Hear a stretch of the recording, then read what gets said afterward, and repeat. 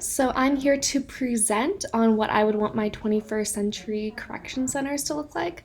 I'm sorry that it's not full screen. I couldn't get the Panapto to hook up to a full screen, so hopefully it's not too distracting. So to begin with, I wanted prison to be used as basically a last resort and make sure that it's designed for reintegration. So that's kind of like an overarching theme that I would like to see. So to begin with, I would like individuals to only be sent to prison when they present a real, clear, and continuing threat to society.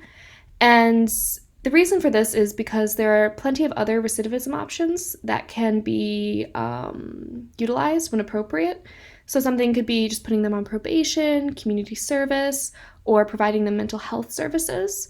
Also, nonviolent threats can also be possibly dealt with in other ways, such as restricting access to, if it was like through your job, restricting access to certain career paths, and requiring community service and therapy.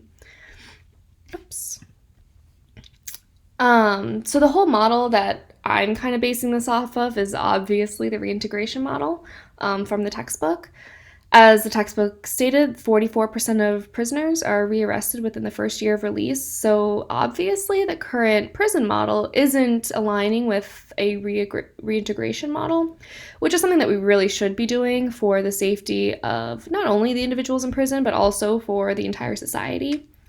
Another way that we can do this is through minimal use of force or punishments in prison, and I'll get into that more in a little bit, but just trying to create prisons when they are in there, prisoners are in prison, to ensure that it's not increasing the possibility of recidivism, and instead a better environment where they come out, if not improved, at least no worse than they came in. And also providing career services can also be something. Maybe on a volunteer basis, people could come in and give resume and interview training, help them build practical skills through work, and access to literature and textbooks while they're in prison. So something that I really want to focus on is obviously the mental health side of things. So that's kind of going to be centered around, from our textbook, Luther's set of principles in his prison, where he wanted minimal use of force and to create an environment of more respect for people. So the way that I wanted to take it is to have like a therapy session that can be built into the schedule and to meet as deemed appropriate by the therapist, with every inmate attending at least one session a week. Obviously, being in a prison environment can be really straining on your mental health. So being able to provide that sort of support will really be integral to being able to come out of prison and be a part of society. We also, in my other course for psychology of crime, we were discussing about how mental health issues are often now being treated in prisons instead of mental health facilities after the closing of all the mental health facilities in the US. So now prisoners with mental health issues really don't have a place to go and are often cycled into the system, which is incredibly unfortunate and should not be the case. So instead, opening up mental health facilities for people to go to that aren't prison and where they can actually get the treatment that they deserve and that can make them functioning. Finally, medication can be monitored and the state can connect the individual to a doctor upon release. I'll get into that a little bit more later. So another thing that the textbook touched upon was the specifically female-only corrections facilities. And as a woman, obviously, that hits home the fact that women are often raped by correction officers in prisons, and if not, given like a quid pro quo type of situation. So obviously, trainings and better hirings can help this. Screen applicants, ask personality questions, and just create an environment in which that's not acceptable. Additionally, providing increased medical services and mental health services where rapes can be reported and treated seriously, which means being investigated, any allegations.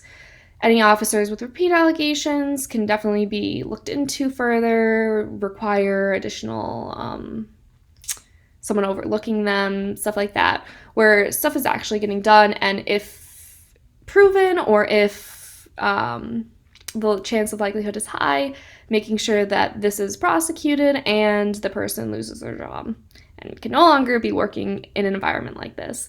I think a great way of doing it, which unfortunately does play into the whole binary gender thing, but having female-only corrections officers for female prisons could help to mitigate some of this in the short term.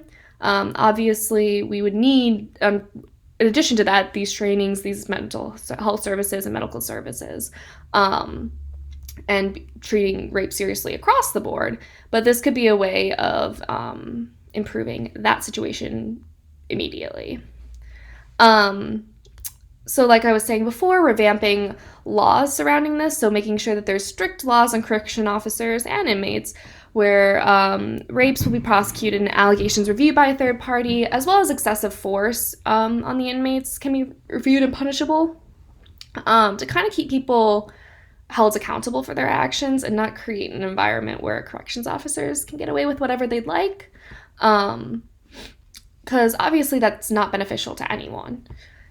Finally, having some sort of oversight over the facilities and officers by a government party. Obviously, no one would like to report, but the current situation isn't working. So reporting on a regular basis any violations of the inmates and any violation of rules of the officers, and sharing any reported crimes for investigation.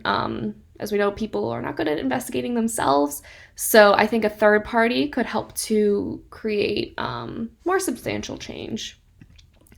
Finally, with release programs, supporting ex-convicts in finding jobs, and one way to do that is to only report convictions when appropriate. So I put an example of schools jobs or jobs with children, possibly could be could be deemed appropriate. Possible someone who had embezzlement might need to report that if they're going to look for a job. Well, they'll have access to financial records. So that type of situation where, like, maybe someone working at the local Jamba Juice may not need to report the fact that a decade ago they had a robbery, an unrelated, like, snatch and grab, or I guess a robbery, because you have served your time, and this can help you create jobs and actually create a long-lasting situation to decrease recidivism rates. And finally, connecting inmates to mental health services when appropriate. Something that was touched upon in my psych class is that upon release, inmates are often given, if they're on medication, 2 weeks worth of medication. And it takes approximately 3 months to be able to find a doctor to prescribe more. So during that time, if you don't have someone that's advocating for you, or you're not able to, you're off your meds, so you can't advocate for yourself, it's really hard to get back on track of taking meds. So individuals with, like, more severe mental health issues, like paranoid schizophrenia, may not be able to start taking their meds again in the 3 months when they're able to get in. So connecting an inmate immediately to mental health services and a doctor that can prescribe them the medication that they need can help decrease recidivism rates and create a more humane and kind of better society for us all. So that's all. Thank you so much.